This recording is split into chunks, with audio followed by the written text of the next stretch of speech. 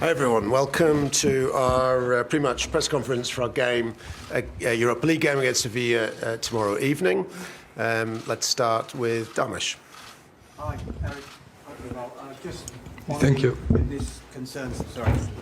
Just on the players that you've got travelling with you, Shaw, Sabitzer, Malacia and Rashford, are they all available to be involved and can they start the game? They are available because that's why they are in the airplane.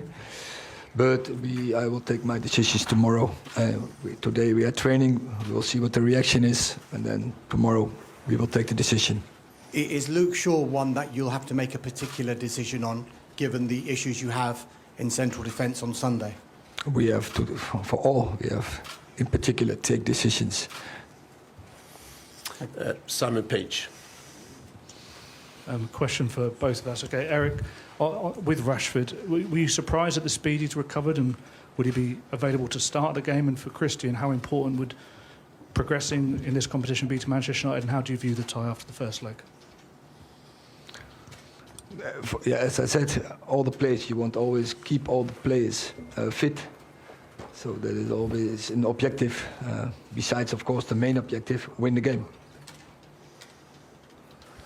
I think the man just said it. We want to progress. We want to win the game, and then we'll take it from there.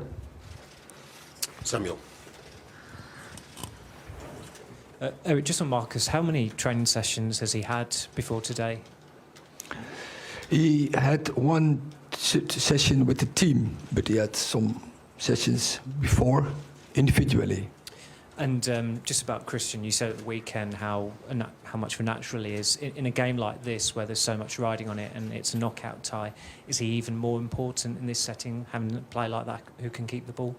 Yes, definitely. His abilities, what you say, reading the game, finding the positions, coaching, but also composure on the ball, final pass. Yeah, definitely. He's very important for us, and experience in Europe, Premier League in Europe, playing big games. Yeah, that is tomorrow. Definitely is that an item. Yeah. Dave. Hi, a question for Christian. A year ago you were playing for Brentford. Now you're playing for arguably the biggest club in the world. What does it mean to you after everything you've been through to be playing back at the highest level possible, and potentially, if you go all the way in this competition and finish in the top four, playing back in the Champions League again for you personally? That's a lot of questions in that. No, you're right. Yeah, looking back a year ago, I was dreaming about being where I was today. But back then it was just a dream about being back playing football, and then of course taking step by step and just being the best version of a football player you can be. And I was lucky that at the time manager wanted me to come here. I'm enjoying it. I did that a year ago. I'm doing that even more now. But of course to go as far as possible be fun, and where we are now, I mean, already with a trophy, and then aims for two more, then that'll be good fun. Neil.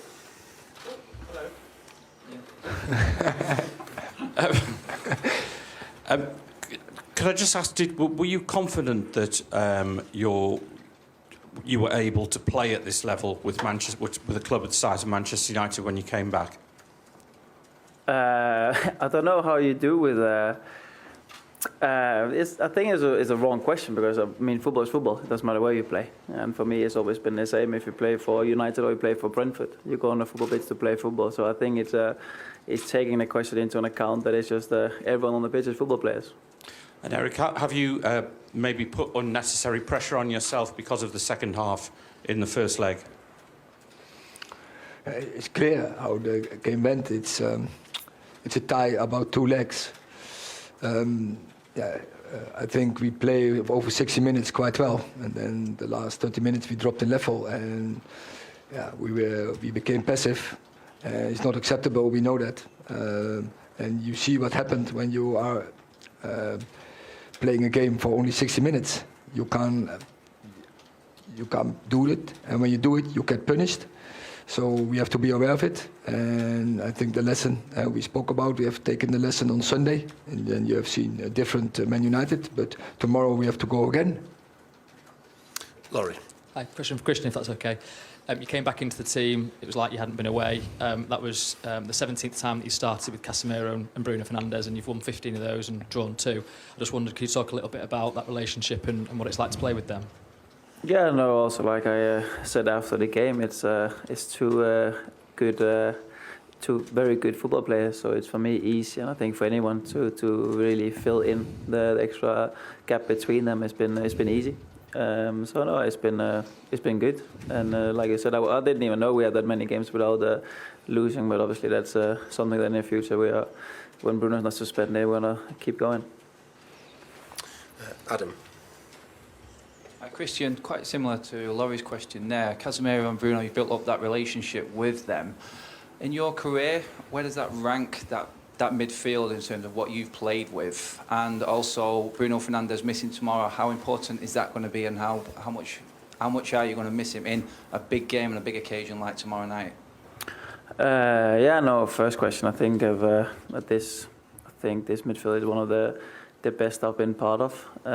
Obviously I've been earlier in my age a bit further up the pitch, so I was even more of a striker than a midfielder, but still dropping down, of course. But I think midfield-wise is probably one of the best I've been in. I'm missing Bruno tomorrow. I mean, it'll be when I was away, somebody else had to pick my duties up, and it'll be the same for Bruno tomorrow, who's gonna pick up the gap that he's leaving behind. Quickly, Erik, also, I know you talk about concentrating on your own game, but does it give you any added incentive that a good finish to this season will also stop Manchester United's local rivals, Manchester City, equaling our record of completing the treble? Has it been talked about within the club about how important that is to the fan base, that if we had the chance we could stop them doing that as well? We think about our games and about winning our games, and we are not thinking or dealing with that.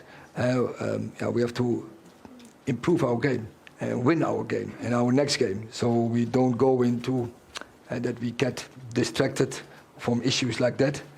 No, we have to win games. We want to become every game better, and we want to compete with the best.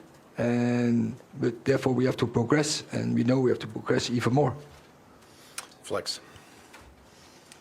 Erik, we've seen some reports of David potentially getting a new deal out of club to stay on. What do you think his best attributes are as a keeper, and what are the most important attributes for a goalkeeper to have? Stopping goals. Avoid goals. That is the main job from a goalkeeper, and you can do it in many more ways. Everyone has his own particular style, and nowadays also in possession it's become more and more important, especially I think on top levels, because there you take control. It's more difficult for opponent to get pressure on an opponent, and so you concede less chances. But in the end of the day, it's about stopping goals. So stopping shots, stopping crosses, stopping